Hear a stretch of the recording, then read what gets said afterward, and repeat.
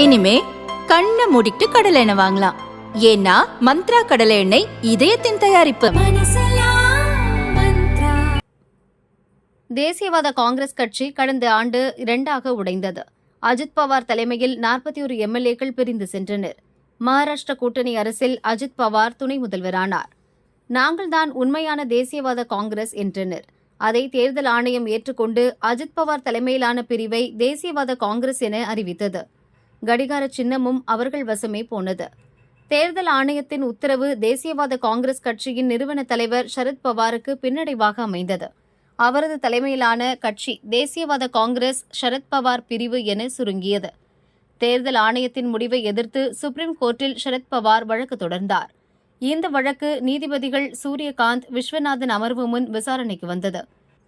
லோக்சபா தேர்தலில் தேசியவாத காங்கிரசின் பெயர் மற்றும் கடிகார சின்னத்தை பயன்படுத்த அஜித் பவார் பிரிவுக்கு தடை விதிக்க வேண்டும் என சரத் பவாரின் வழக்கறிஞர் வாதிட்டார்.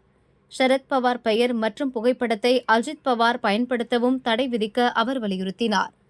அஜித் பவார் தலைமையிலான தேசியவாத காங்கிரஸில் 41 எம்எல்ஏக்கள் உள்ளனர்.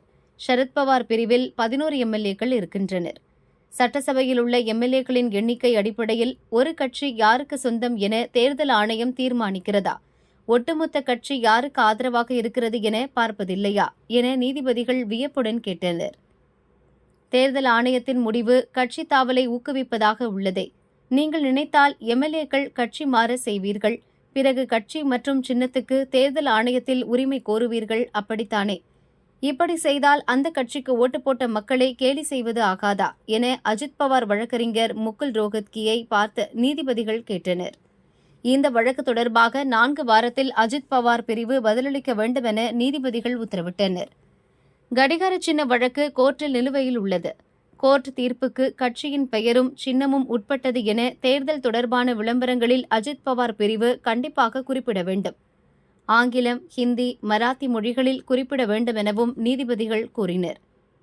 சரத் பவார் தலைமையிலான தேசியவாத காங்கிரஸ் கட்சிக்கு ஊதுகொம்பு சின்னத்தை தேர்தல் ஆணையம் ஒதுக்கியது.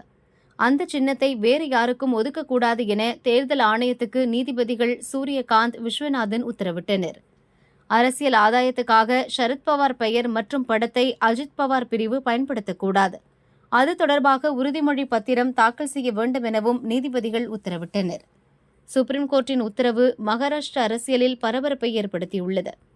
சரத் பவார் பிரிவுக்கு சாதகமாகவும் அஜித் பவார் பிரிவுக்கு பாதகமாகவும் இந்த உத்தரவு அமைந்துள்ளதாக அரசியல் விமர்சகர்கள் கூறுகின்றனர்.